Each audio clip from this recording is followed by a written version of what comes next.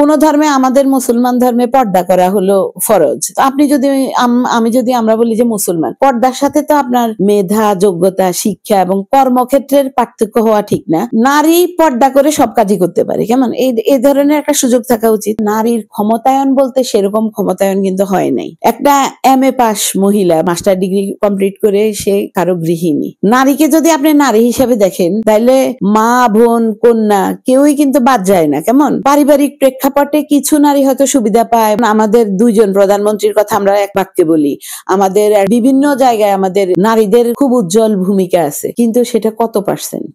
যখন আপনি নারীর কাজকে ওই আর্থিক দণ্ডে যদি আপনি মূল্যায়ন করেন, তাহলে নারী যে শ্রমটা ঘরে দিচ্ছে, বাচ্চাদের পিছনে দিচ্ছে, সেটাকে যদি আপনি মানদণ্ড হিসেবে বিচার করেন এবং সেটাকে যদি আপনি মূল্য দিতে পারেন, ভ্যালুয়েশন করতে পারেন, তখনই কিন্তু নারীর ক্ষমতায়ন হবে আর কি। আপনি আমাকে একটা শিক্ষিত মা দেন, আমি আপনাকে একটা শিক্ষিত জাতি দিব। তো আমাদের বাচ্চাদের যে কনস্ট্রাকশন, বাচ্চার মানসিকতা, নৈতিক চরিত্র যে বিকশিত হয়, বিল্ড আপ হয়, এটার ভিত কিন্তু ঘর থেকে শুরু হয়। তো যতদিন পর্যন্ত মায়েদের মূল্যায়ন না হবে এবং মেয়েদের মূল্যায়ন না হবে, এটা কিন্তু ততদিন পর্যন্ত এ নারীর ক্ষমতায়ন হবে না। আমি এটা মনে করি না যে পুরুষদের কারণে নারীদের নির্যাতন, এটা মনে করি না। আমি মনে করি কি, আমাদের যে আর্থসামাজিক প্রেক্ষাপট, বুঝছেন, সেখানে সুযোগ নেই। বিদেশে যেমন ধরেন একটা পুরুষ কাজ করলে পাশাপাশি একটা নারীরও কাজের সুযোগ থাকে, এবং একটা ছোট বেবি থাকলে মা বাবা দুজন একসাথে কাজ করে না এট এ টাইম। রাষ্ট্র থেকে ওরকম সুযোগ দেওয়া হয় যে সে বাবাটা যখন কাজ করবে তখন মাটা বাচ্চা দেখবে, মা যখন কাজ করবে বাবা বাচ্চা দেখবে। কিন্তু আমাদের দেশে পুরুষদের অবস্থা তো আরো খারাপ। তারা পরিবার বাঁচানোর জন্য, সংসার করার জন্য বা আর্থিক যে যোগান দেওয়ার জন্য অমানবিক পরিশ্রম করে। কেউ কোনো পুরুষ আছে সকালে যায়, রাত্রেও আসতে পারে না ঠিক মতো, সে শুধু আর্থিক একটা টাকার মেশিনের মতো কাজ করে। অথচ দেখেন, অর্থনৈতিক কর্মকাণ্ড যদি নারীর সমান অংশগ্রহণ থাকে, তাহলে কিন্তু এটা থাকে না। কিন্তু এখন আমরা একটা জিনিস স্বীকার করে নিতে হবে যে আমাদের দেশটাই হলো, আমরা হলো জাতিগতভাবে আমরা একটা দরিদ্র দেশের, জনবহুল দেশের নাগরিক।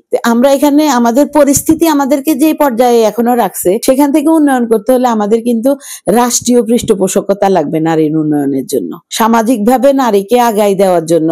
আমরা যে বৈষম্য বিরোধীর কথা বলে কতদিন আগে আন্দোলন হইলো, দেশের একটা বিশাল পট পরিবর্তন হইলো, কেমন, যেটা অকল্পনীয় একটা ব্যাপার ছিল। তো এই পরিবর্তনের ফলে আমরা যে একটা স্লোগান মানুষের সামনে আসছে যে বৈষম্য বিরোধী। বৈষম্য কথাটা মানে হলো কি, একজনের সাথে একজনের ডিফারেন্স করা বা পার্থক্য করা। এই পার্থক্যটা কিন্তু নারী পুরুষ, শিক্ষিত অশিক্ষিত, ওই পলিটিক্যাল মতাদর্শ নিয়ে করলে হবে না।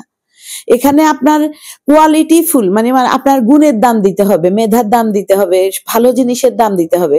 আবার পাশাপাশি কেউ যদি অপরাধ করে, সে যেই হোক, যেই ধর্মেরই হোক, যেই রাজনৈতিক দলের হোক, তাকে বিচারের আওতায় আনতে হবে। আইনের প্রয়োগটা হইতে হবে নিরপেক্ষ, বৈষম্যহীন। মেধার যাচাইয়ের সুযোগ, মেধা কার্যকরী করার সুযোগটাও হইতে হবে বৈষম্যহীন। যদি এটা করা যায়, তাহলে একেবারে একটা বিশাল একটা পরিবর্তন হবে দেশ ও জাতির। তাহলে একটা মা, একটা বোন, একটা বাচ্চা, সে যখন দেশের জন্য কাজ করতে পারবে, সে যখন সম্মান পাবে, তখনই নারীরও ক্ষমতায়ন হবে, পরিবারেরও উন্নয়ন হবে, তার বাচ্চা কাচ্চা সহ সমাজেরও উন্নয়ন হবে।